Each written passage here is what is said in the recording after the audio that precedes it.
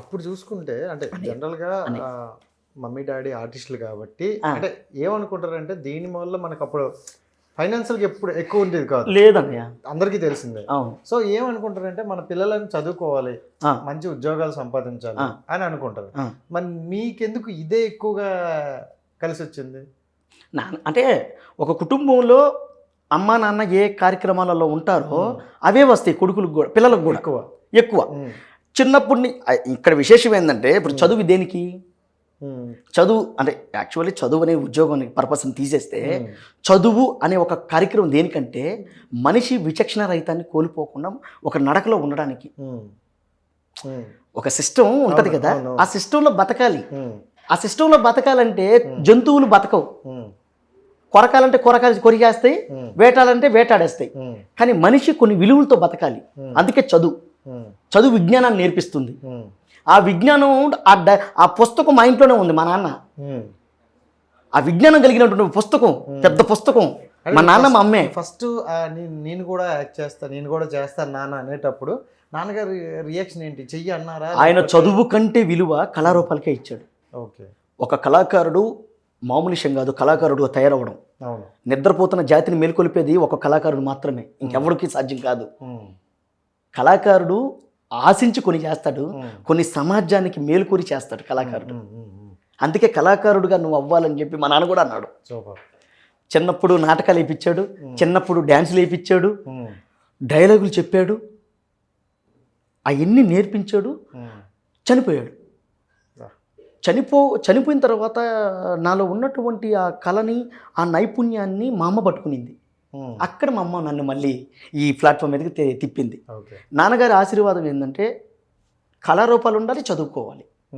అందుకే నేను ఎంబీఏ చేశాను. ఎంబీఏ అయిపోయింది.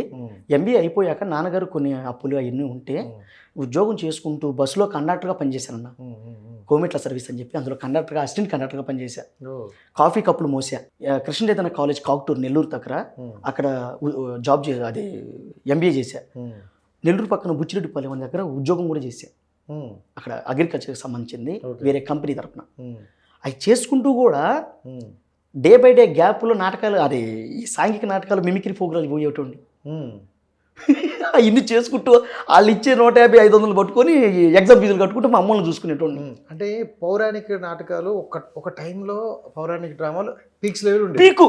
తర్వాత సాంఘిక డ్రామాలు వచ్చిన తర్వాత, నాటకాలు వచ్చిన తర్వాత పౌరాణిక కొంచెం తగ్గిందనమాట. తగ్గింది. అండ్ నాటికలు డిఫరెంట్ అయిపోయింది. ఇంకా అక్కడ నుండి సాంగ్స్, సో ఈ ప్యాటర్న్ మారిపోయింది అనమాట. నాటకాలు కూడా సినిమా టైప్కి వచ్చేసింది, సినిమా టైప్లో వచ్చేసింది.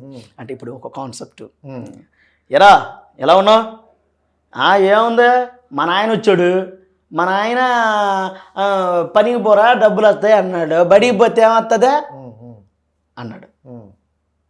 ఓకే. ఇప్పుడు న్యాచురల్గా ఇంటికాడ ఎలా మాట్లాడుకుంటామో నాటకంలో కూడా అదే సేమ్. ఏరా బడికి పోలేదు అన్నాడు, మా నాయన పనికి పొమ్మన్నాడు, పనికి పోతే డబ్బులు వస్తాయంటగా, బడికి పోతే డబ్బులు ఏడొస్తాయి అన్నాడు వాడు. ఆ చదువు ఎంత వాల్యూవో, ఎంత గొప్ప దాంట్లో మన నాటక రూపంలో చెప్పేది. లేదు, మీరు అనేది కరెక్టే. స్టార్టింగ్ స్టేజ్లో అంటే ఇప్పుడు సాంఘిక నాటకాలకు వచ్చేసరికి ఇలాంటి చిన్న చిన్న స్క్రిప్ట్లు చెప్పడం ఇలా వరకు వచ్చిందనమాట. సో పౌరాణిక అంటే మీకు చింతామణి, బాలనాగమ్మ అవన్నీ ఒక కాన్సెప్టెడ్గా ఉండేవి అనమాట. అది వేరే లోకం, అది వేరే లోకం. దీనిలోకి వచ్చేసరికి కాన్సెప్ట్ వీడియోలు అంటే ఇవి గవర్నమెంట్ తరపు నుండి కూడా వచ్చి మనుషులు ప్రజలు ప్రభావితం చేయాలని. దెన్ కొంత టైం తర్వాత ఎలా వచ్చినాయంటే సాంఘిక నాటకాలు మనకి ఆ సినిమా సాంగ్స్ పెట్టేసి, రికార్డింగ్ డాన్స్ పెట్టేసి, అంటే ఇవే మారిపోయింది. సో ఆ టైంలో అయినా మనం ఇంకా మన అదృష్టం అన్న ఆ గలీజు వాతావరణంలోకి ఆగిపోయాం. అక్కడికి ఈ గలీజు వాతావరణం ఉంది, కళని తప్పుదారు పట్టించి, కళని విధి విధానం వేరుందే, ఈ సాంగ్ సినిమా పాటలు అవి పెట్టి మన అదృష్టం ఏంటంటే ఆ బిఫోర్ ఆగిపోయాం. విలువలు కలిగినటువంటి కళారూపాలు ఎక్కడ దాకా ఉన్నాయో అక్కడ దాకా ఆగిపోయి ఆ విలువల్నే పట్టుకొని ఏడదాకా రాగలిగాం. ఈ సినిమా ఇండస్ట్రీకి వచ్చాం. పెద్దలు అందరూ, కళాకారులు, డైరెక్టర్లు, ప్రొడ్యూసర్లు అందరూ కూడా నాకు చూస్తే ఆ ఫోన్ ఇంకెందుకు వాడుతున్నావు ఏంటి, ఇదే ఈ పుష్టి కూడా ఆగిపోయింది, ఇదే నాకు ఇష్టం ఫోన్, అంటే ఇష్టం నాకు ఫోన్. ఏంటి అంటే ఇప్పుడు జనరల్గా మనకి వాట్సాప్ పని ఉంటుంది, లేకపోతే అంటే ఎవరికైనా ఇప్పుడు ఇంతకుముందు సినిమాలు ఆఫీసుల చుట్టూ తిరగాలంటే ఫోటోలు పట్టుకెళ్ళారు, ఇప్పుడు వాట్సాప్లో ఫొటోస్ పంపిస్తే చాలు. వాట్సాప్ అవసరం లేదు, ఫోన్ చేస్తా. అంతేనా, లేకపోతే ఏమైనా థ్రెడ్ కాల్స్, థ్రెడ్ మెసేజ్లు రావడం వల్ల? అట్టే లేదన్నా, నాకు ఎవరు ఉన్నారు చేయడానికి. మా మదర్ చేస్తారు, ఇంకా మిగతా వాళ్ళందరూ ఫోనే చేస్తారు. మ్యాక్సిమం సోషల్ మీడియా తక్కువ ఉంటా. ఏదైనా ఉంటే ఏదైనా ఉంటే వేరే ఫ్రెండ్స్ వాళ్ళు దాంట్లో పెట్టేస్తా ఫోన్లలో. రైట్. అయితే ఇప్పుడు మన పొలిటికల్గా కొన్ని అయినాయి. సో మూవీ పరంగా వచ్చేసరికి మూవీలో మనకి చిరంజీవి గారు, నాగార్జున గారు, బాలకృష్ణ గారు, వెంకటేష్ గారు అనేవారు ఒక తరానికి వాళ్ళే మనకి స్టార్స్. అవును, అనగా సో వాళ్ళని చూసే మనం ఇన్స్పైర్ అయ్యాం, వాళ్ళలా చేయాలి, వాళ్ళలాగా ఉండాలి, ఏంట్రా చిరంజీవి అయిపోతావా అనేవాళ్ళు అనమాట అప్పట్లో.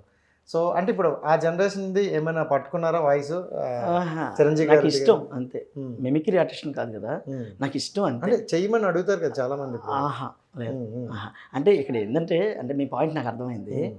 విషయం ఏంటంటన్నా, వాళ్ళ వాళ్ళ వాళ్ళని ఇమిటేట్ కంటే వాళ్ళని నేను ఆచరిస్తా.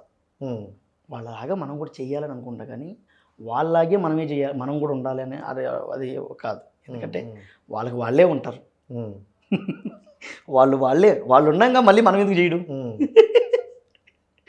చిరంజీవి గారు ఒక్కరే, బాలకృష్ణ గారు ఒక్కరే, నాగార్జున గారు ఒక్కరే, రజనీకాంత్ గారు ఒక్కరే, వాళ్ళు ఆల్రెడీ ఉన్నారు మనకి ఇక్కడ లైవ్లో ఉన్నాగా మళ్ళీ వాళ్ళలాగే మనం చేస్తే ఎలా? మనకంటే ఒక సపరేట్ ఉంటుంది కదా. మనం ఇండస్ట్రీకి రానప్పుడు ఇమిటేట్ చేయడం తప్పులేదు, అప్పుడు మనకు తెలియదు. ఇక్కడికి వచ్చాక వాళ్ళని ఇన్స్పైర్గా తీసుకోవాలి. వాళ్ళని ఇన్స్పైర్గా తీసుకొని మన పరిధి మనం ఎక్కడ దాకా యాక్ట్ చేయగలమో, మనకి ఏ పాత్రలు పర్ఫెక్ట్గా సింక్ అవుతాయో డైరెక్టర్స్ వాళ్ళు వీళ్ళు చూసి ఆ పాత్రలు ఇచ్చినప్పుడు ఆ పాత్రకి ఎంత మనం మోతాదులో పని చేసుకుంటూ వెళ్ళామో ముందు తీసుకెళ్తుంది.